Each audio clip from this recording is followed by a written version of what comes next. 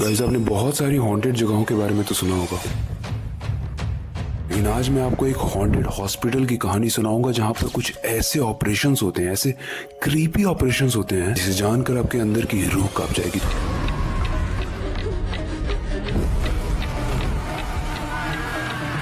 तो क्या है वो पूरी स्टोरी और कैसे ऑपरेशंस होते हैं?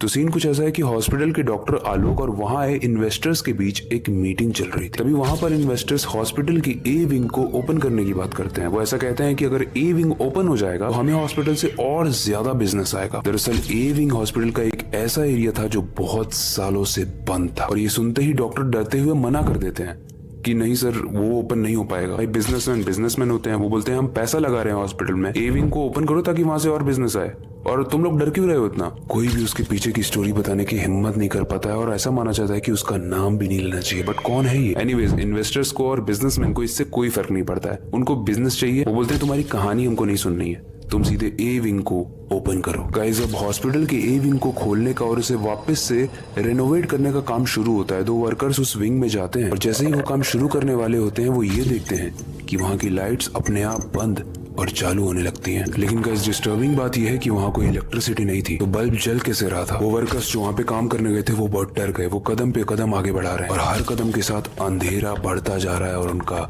डर भी। फिर वो वर्कर्स किसी तरीके से उस एरिया को क्रॉस करके ऑपरेशन थिएटर्स के पास पहुंचते हैं, जो कि ए विंग में ही था। एंड गाइस, जैसे ही वो वर्कर्स ऑपरेशन थिएटर के पास जाते हैं, उन्हें देखने से ही आभास होता है कि बहुत सालों से ये जगह बंद है, और यहाँ कुछ ऐसा हुआ था जो होना नहीं चाहिए था। तभी ऑपरेशन थिएटर से 2 लोग भागते हुए आते हैं, जो कि पूरे तरीके से जले हुए थे, जिनकी बॉडी से बहुत गंदी स्मेल आ रही थी। वो आके इन दोनों वर्कर्स को पकड़ते हैं और पकड़कर बोलते हैं तुम आ गए, बहुत साल हो गए, चलो तुम्हारा ऑपरेशन करते हैं। गाइस, वो दोनों उन वर्कर्स को ऑपरेशन थिएटर में ले जाते हैं और उनकी बॉडी पार्ट्स का ऑपरेशन करते हैं, और हर पार्ट को अलग करके फेंक देते हैं, और वो मर जाते हैं। वहीं दूसरी तरफ हॉस्पिटल में एक राहुल नाम का लड़का था, जो कि पेशेंट के रूप में आया था, क्योंकि रिसेंटली में उसका एक एक्सीडेंट हो गया था। लेकिन कहानी में एक ट्विस्ट आता है। राहुल, यानी जिसका एक्सीडेंट हुआ था, उसके घर वाले सुबह उससे मिलने आते हैं, और वो ये देखते हैं कि राहुल के सर में टाके लगे हुए हैं, और ऐसा प्रतीत हो रहा था कि किसी ने राहुल का सर खोलकर उसको दोबारा से लगाया। राहुल क्यूरियोसिटी से बोलता है कि मुझे उन 2 डॉक्टर्स से मिलना है जिन्होंने कल मेरा ऑपरेशन किया था। तभी डॉक्टर आलोक आते हैं, और उनकी एंट्रेंस से राहुल मना कर देता है कि जिन डॉक्टर्स ने मेरा ऑपरेशन किया था उसमें से आलोक तो बिल्कुल भी नहीं थे, वो दोनों अलग ही थे, और उनका नाम था डॉक्टर संजीव एंड डॉक्टर रिया। ये नाम सुनते ही डॉक्टर आलोक और पूरा हॉस्पिटल एकदम सन्नाटे से भर जाता है। एक क्षण के लिए तो वो सोचते हैं कि क्या ऐसा हो सकता है?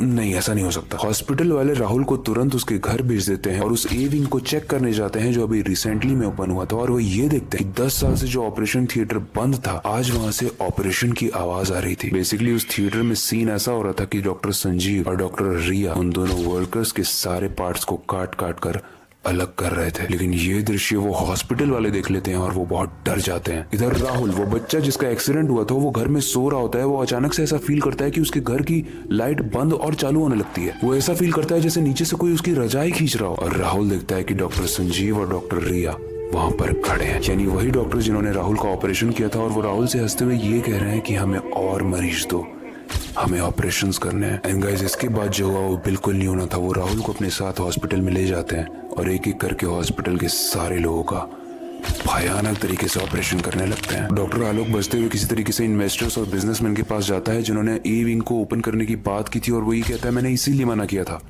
ए विंग को ओपन मत करो, वो हॉन्टेड है। बट किसी ने मेरी बात नहीं सुनी। इन्वेस्टर्स कहते हैं मैंने तो आपसे पूछा ही था कि उसकी स्टोरी क्या है। ऐसे में डॉक्टर आलोक बताते हैं कि 10 साल पहले 2 होनहार डॉक्टर हुआ करते थे, जो कि उस पूरे हॉस्पिटल के सबसे एक्सपर्ट डॉक्टर थे। इसकी वजह से वहाँ पे पेशेंट की भीड़ बहुत हुआ करती थी। वो हॉस्पिटल पैसे बहुत कमाता था, लेकिन उसका ड्रॉबैक ये था कि उन दोनों डॉक्टर्स को छुट्टी नहीं मिल रही थी। और एक वक्त ऐसा आया जब उनको इमरजेंसी की वजह से घर जाना था, बट तब भी उन्हें छुट्टी नहीं मिली, और ऑपरेशन करते वक्त कुछ ही घंटे बाद उसी दिन उनकी जलकर मृत्यु हो गई। तब से उनकी आत्माएं उस ऑपरेशन थिएटर में, इनफैक्ट उस पूरे ए विंग में भटकती हैं, पेशेंट्स को पकड़ पकड़ के उनका ऑपरेशन करती हैं और बदला लेती हैं। ये सब सुनने के बाद इन्वेस्टर्स बोलते हैं ठीक है, इस विंग की पूजा कराओ, और जब सब कुछ ठीक हो जाए तो हमें बताना। डॉक्टर आलोक तांत्रिकों को बुलाता है, वो उसकी बहुत पूजा कराता है। लेकिन गाइस, आज भी माना जाता है कि उस हॉस्पिटल में डॉक्टर संजीव और डॉक्टर रिया की आत्मा आज भी भटकती है और लोगों से बदला लेती है। पहले आपका क्या कहना है, अगर आपका एक्सीडेंट हो जाए तो क्या आप किसी हॉन्टेड हॉस्पिटल में जाके अपना ऑपरेशन करवाना मंजूर करोगे? एंड ये एपिसोड कैसे लगा, इससे रिलेटेड कोई भी फीडबैक है तो कमेंट सेक्शन में जरूर बताना, क्योंकि वो बताने के लिए ही होता है। अपनी क्यूरियोसिटी को, अपने एक्साइटमेंट को दिखाते हुए नेक्स्ट पार्ट जरूर कमेंट करना, उससे मुझे पता चलता है कि आप कितने ज्यादा एक्साइटेड हो। एंड अंत में मैं बस यही कहूंगा कि अपनी क्यूरियोसिटी को डाई मत होने देना, नई चीजें सीखते रहना, अपने बेड के नीचे और खिड़की के बाहर जरूर देख लेना। हो सकता है कोई ना कोई आपको देख रहा हो या आपका वेट कर रहा हो। मिलते हैं अगली वीडियो में।